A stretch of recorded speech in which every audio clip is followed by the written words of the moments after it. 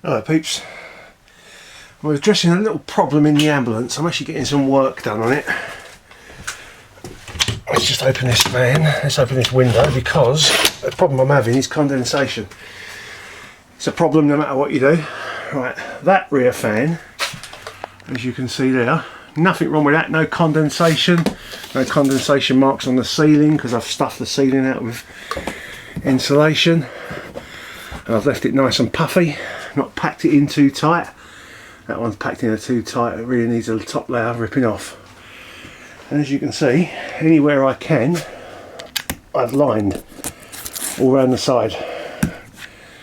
I get condensation dripping off of this bar there because I haven't insulated it. Right, but the trouble I'm having is this front fan. And I couldn't work out, I thought I had a leak.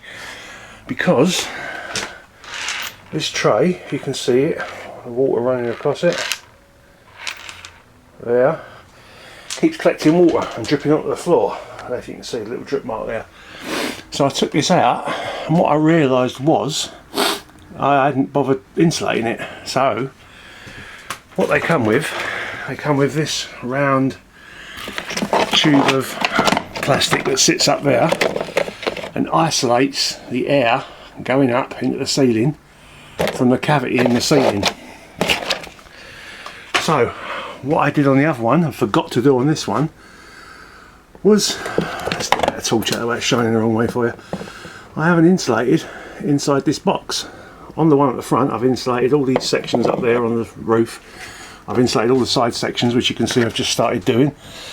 Sorry for the dodgy camera work, but I haven't got a tripod with me today. And as you can see, I've sort of nearly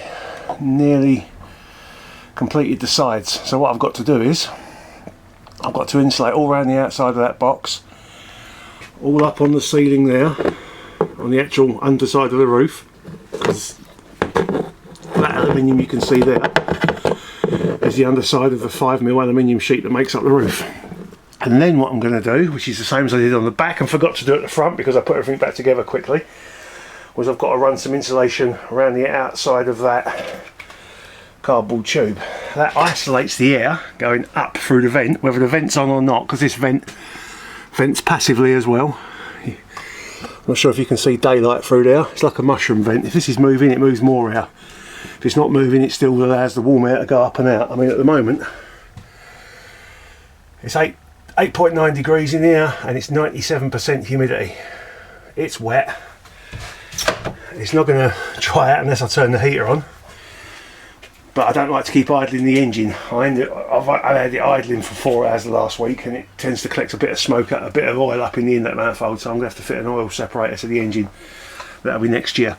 So for now, what I'm going to do is I'm going to insulate around the outside of this, insulate up in the roof, insulate everywhere, and then insulate around the outside of that. And then the air passing up through here will be isolated from the cold body of the van. And that should stop water collecting inside this one.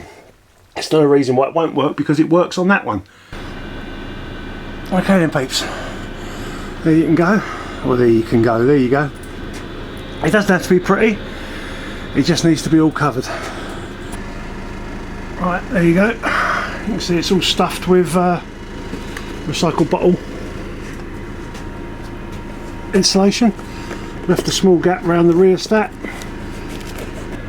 Right, so there it is with the trim ring in place, which fits perfectly at some parts of the roof. This part of the roof, because there's a clip there, this part of the roof's held up. This part of the roof, apart from the fact that if you can see, the hole isn't exactly cut perfectly in line with the outside hole, so you've got a bit of a gap. But it's where the rear stat is, that's why I put the rear stat there, so it'll have a bit of airflow around it to keep it cool while it's doing its job of cutting down the power of the fan.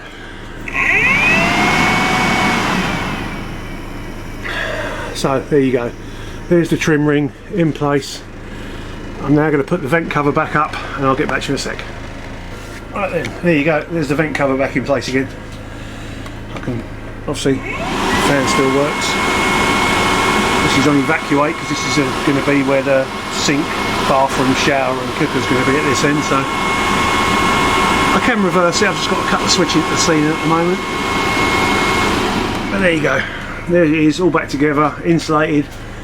And if I get any more problems with condensation dripping out of there, I'll get back to you. I shouldn't do, because the back one doesn't drip and there's no ventilation at all at the back.